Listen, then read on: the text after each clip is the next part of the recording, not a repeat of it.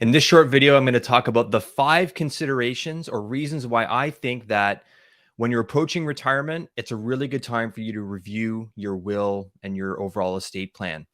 A lot of people that I work with are getting close to retirement, and very often I'll sit with them and I'll ask to read through or review their estate documents with them. And in many cases, they have wills and they'll say, I have a will, I think I'm set. And then we review the documents and it's clear that they haven't really been changed in a long time. And the classic example is a will for a couple that's approaching retirement. They're probably in their 60s.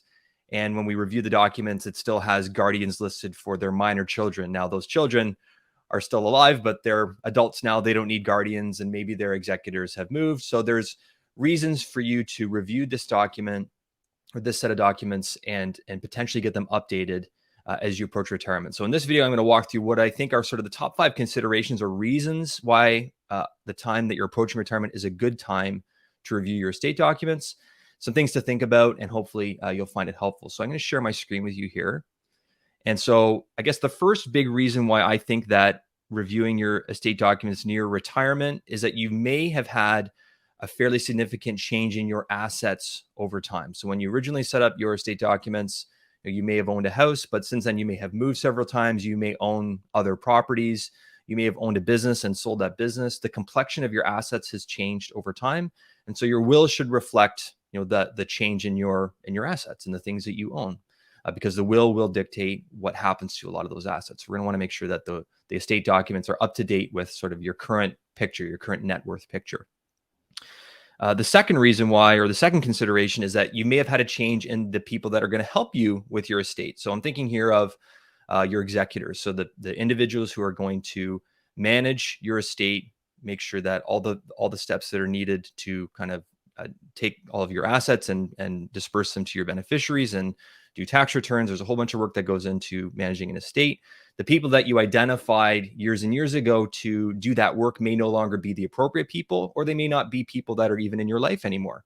And I've read several wills over the past number of years where they've named an executor that has moved very far away potentially, or they're maybe not as close with them, with the people that they chose as they were at the time that they selected them. And there may be just more appropriate people in their life now that they think would do a better job of helping them with their estate than when they originally drafted the document. So a change in helpers is another big reason to update the will. The third big reason is change in wishes. So, an example that I run across a lot with people that are getting ready to retire is they may have adult children, and they may have helped one of their adult children more so than they've helped another adult child.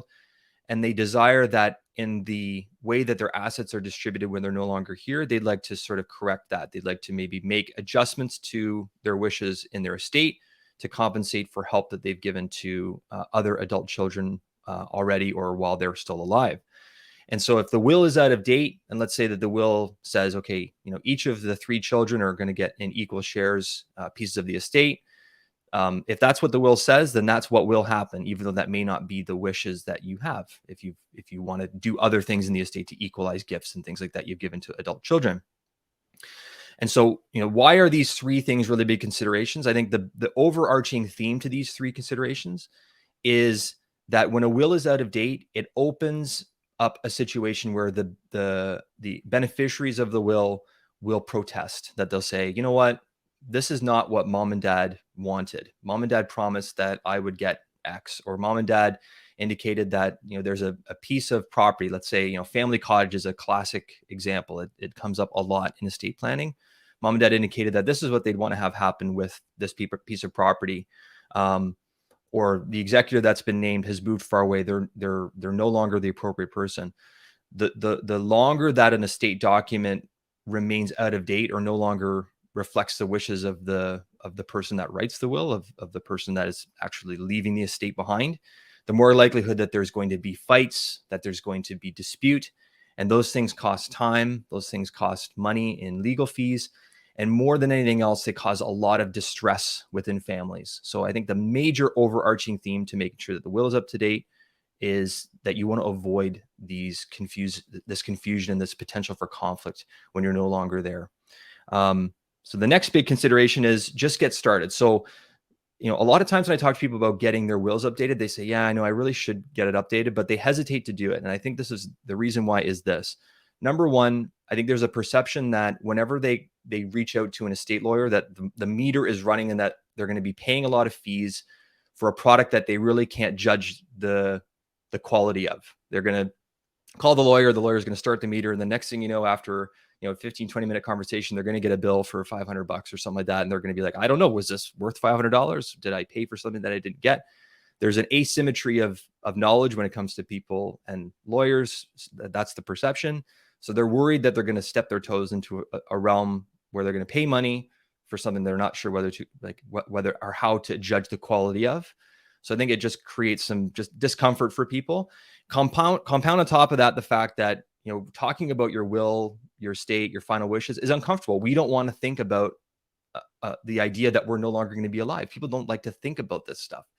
So whenever I'm sitting with a couple or a client and I'm encouraging them to sit or reach out to an estate lawyer, my coaching is always just take the first step. You don't have to take every single step. Just take the first step. And the first step is reaching out to a qualified estate lawyer, somebody who does wills and estate planning, all the time in their business. It's a core focus of their business. And just have a conversation with that estate lawyer and say, look, like I have this will and estate plan.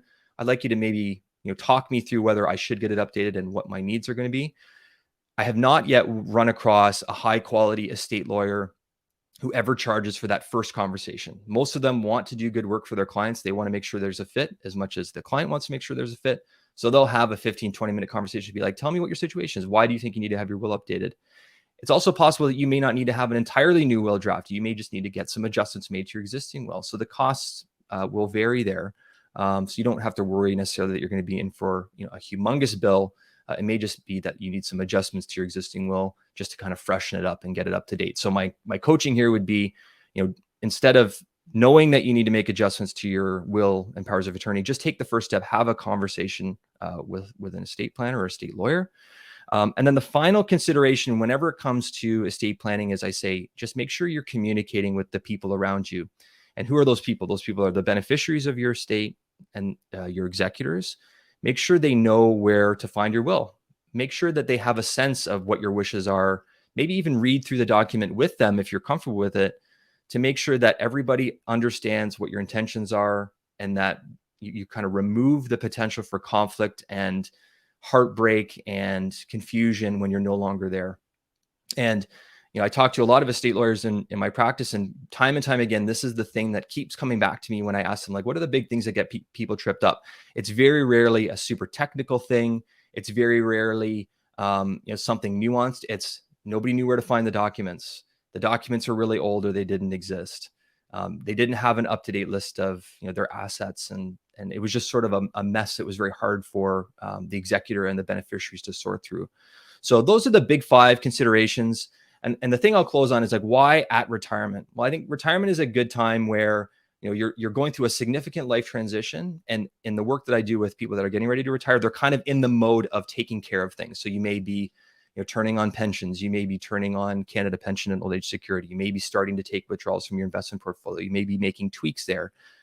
You're doing tax planning. So you're kind of in the mode of taking care of your home base or your business, like your personal affairs when you're approaching retirement. So I would say it's a good time to do it, to get it set up. You're kind of in that mindset already.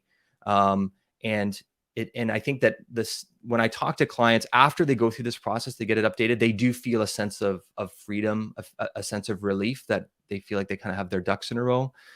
So I think, retirement's a good time to do it. But even if you're not at retirement, if you're watching this video, like I'm not retiring for a while, or I've been retired for a long time, every 3 to 5 years, or whenever you have a significant change in your life situation, those are good times to sort of open that estate plan or open those documents, talk to your financial planner if you're working with one, and they can give you a sense of if there might be some updates that could be beneficial for you, or talk to an estate lawyer and they can also give you a point in the right direction. So I hope you found this video helpful. If you like it, give it a thumbs up. More videos will be coming on this channel around investment planning as well as retirement planning. If you want to get videos sent directly to your feed, just hit the subscribe button, and I will speak with you soon. Take care.